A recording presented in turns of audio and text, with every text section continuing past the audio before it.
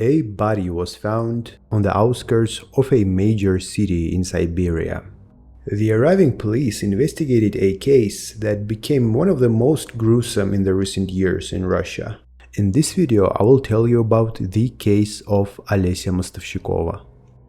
Hi, you're watching the Jonas channel. Today's video is about the case that is pretty different from the cases I usually cover. Some things during the investigation, and especially during the court trial, I'm pretty sure will surprise you. If you find this video interesting, please leave a like and write a comment, and let's begin.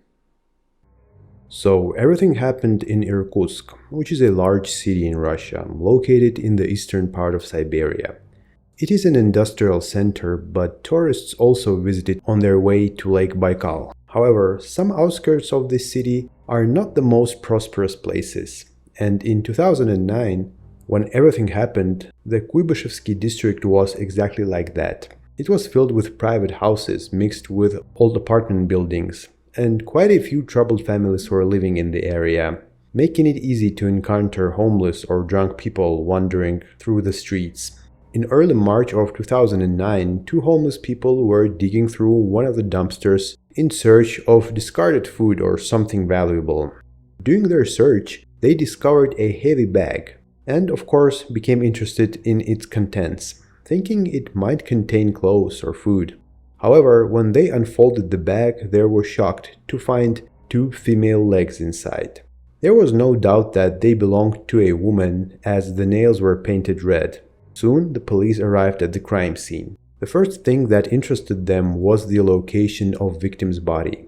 The investigation was led by Pyotr Inkhireev, the detective from one of the police departments in the district. Pyotr began to search the nearby areas for possible clues and leads. He entered houses, talked to residents, and peeked over fences to strike conversations with locals who might have seen or heard something. Passing by one of the houses, something caught his interest. In the depth of the yard, he saw two women, a local resident, Olesya Mostovshikova, and her acquaintance who lived nearby, Yulia Tsigler. Pyotr noticed that both women were in the greenhouse, busy with something and talking quietly. It seemed strange to him because March was too early to be gardening, especially in Irkutsk, which is located in Siberia, where the weather is pretty cold till the mid-May, so they were unlikely to be planting anything, let alone harvesting. So because of it, Pyotr decided to enter the yard and walk through it. And while he was doing so, his suspicions grew even stronger, because buckets and basins stained with something dark were scattered everywhere, and there was a dark spot resembling a bloodstain on the porch near the entrance to the house. Approaching a homeowner, Olesya Mostovshikova, Pyotr started a conversation. She responded evasively and incoherently. When asked what they were doing in the greenhouse, Olesya answered that they were planning to fertilize it with manure, but there was no manure stored nearby.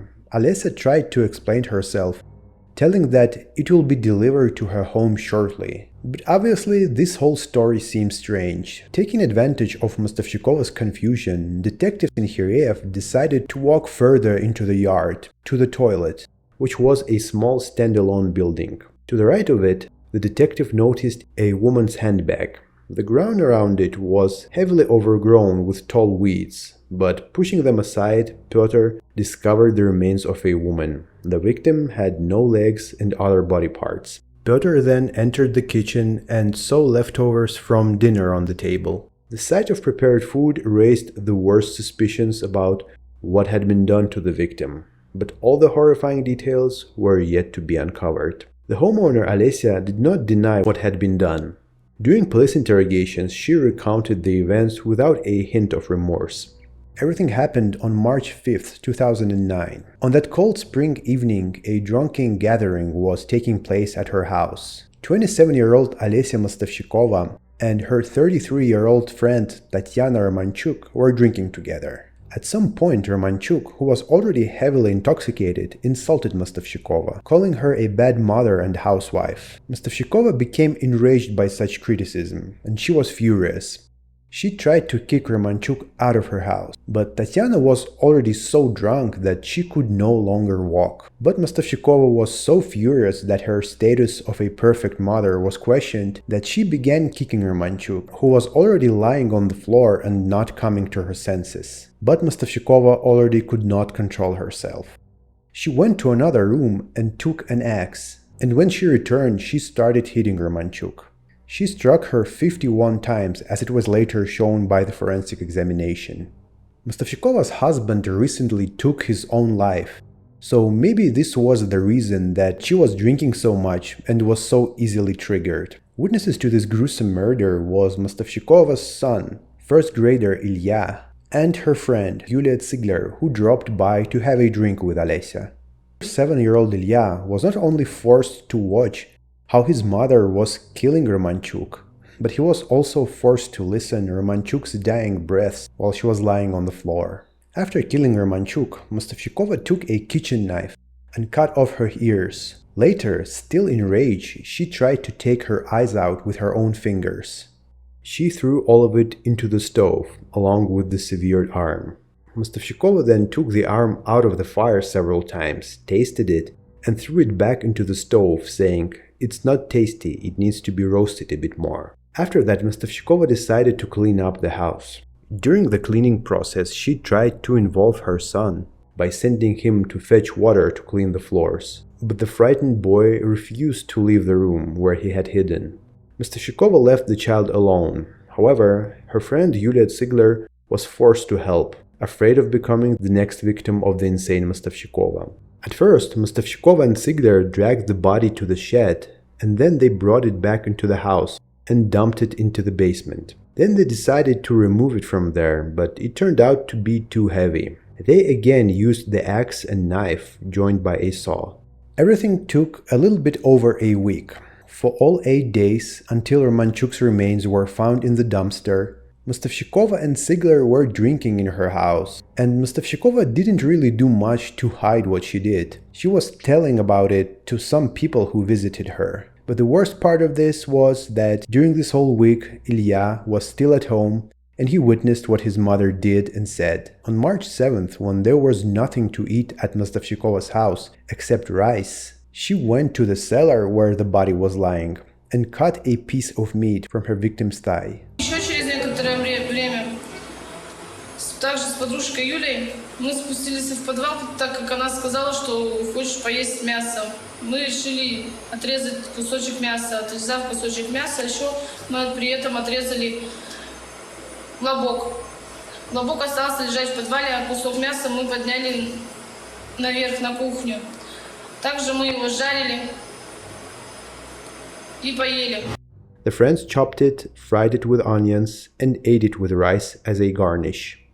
Mostovshikova also offered her son a meal, but the hungry boy, who knew what the dish was made of, refused to eat. There was no clear explanation why Mostovshikova and Ziegler did all of this. Perhaps they were just drunk and hungry. The police conducted a psychiatric examination, and Mostovshikova was found to be sane. However, her character was such that, despite what she had done, she was inclined to blame everyone around her for almost everything. She showed no compassion for the victim and considered herself to be a real victim in this situation. But what happened after the trial began is very difficult to explain. Besides the fact that there is no article in the criminal code for cannibalism, the court treated Mostovshikova as leniently as possible, sentencing her to only 8 years in prison. Essentially, Mostovshikova was only convicted for murder, and she got the sentence which was closer to the minimum for this crime. Yulia Ziegler was only involved in the case as a witness and was not punished. While Mostovshikova was in prison, a crime show featured her, and she tried to present herself as a perfect person, talking about how she loved working in prison or how she visited the church every day to pray, even though no one forced her to do so. But still, Mostovshikova started showing her real character, complaining about her life, and portraying herself as a victim of circumstances. Also in this show, she began justifying the murder, explaining that no one had the right to call her a bad mother. Как они могут мне что-то говорить, как воспитывать ребенка? да? Ну, ты сперва роди, да? Переживи ту ситуацию, которую, ну, допустим, пережила на тот момент я, да? И потом ты мне говори, как мне воспитывать своего ребенка и что мне делать. She said all this without realizing how ridiculous these explanations sounded, coming from a person who offered human meat to her son and yet believed that no one could call her a bad mother. Mostovshikova also started accusing her drinking companion, Yulia Ziegler, of being the instigator of cannibalism, believing that it was Yulia who initiated it. Действительно, надо спросить у Циглер Юлии Евгеньевны. Действительно, когда видишь, что человек по уши уже залез в болото, они еще его топят. И топят, чтобы самим лишь бы, главное, вылезти, выкарабкаться. А теперь живут там припеваючи. Ничего, Бог не яшка, он видит, кому тяжко. So Mostovshikova was just outraged that Ziegler was not punished, and she considered herself to be a victim in this whole situation. We know very little about Mostovshikova's fate after prison, but we know for sure that her son, Ilya, who was already grown up when Olesya left prison, forgave her. Because there are some photographs of them together and they seem pretty happy. Anyway, thank you so much for watching the video. Tell me in the comments what do you think about this case, and I hope to see you again. Bye.